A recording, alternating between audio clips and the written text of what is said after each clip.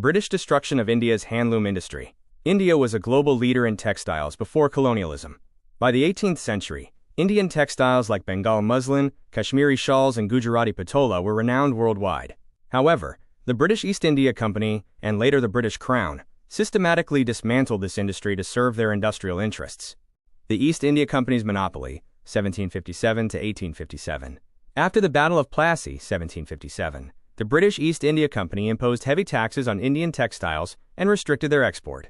In 1759, the company banned the export of Bengal muslin to England, forcing weavers to sell raw cotton instead.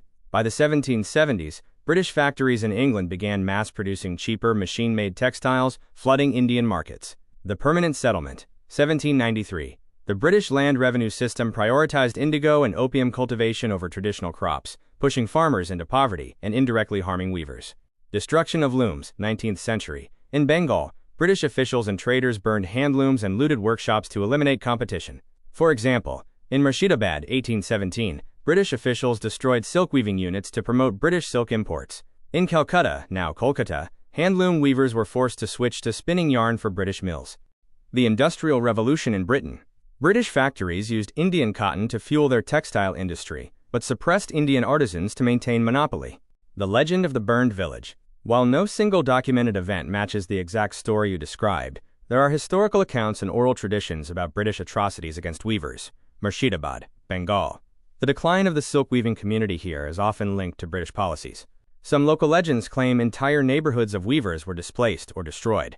Varanasi, Uttar Pradesh. The city's legendary silk weavers faced ruin as British textiles flooded markets. Gujarat.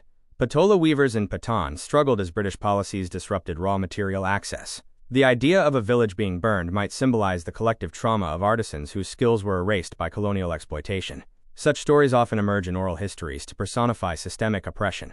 Destroying traditional crafts weakened India's identity and made it easier to dominate politically. No single documented event matches the exact narrative, but the British did destroy looms, workshops, and livelihoods on a large scale. The story likely evolved from real historical trauma and oral traditions to symbolize colonial brutality. Thanks for being here. Follow us and hit subscribe for more amazing content coming your way.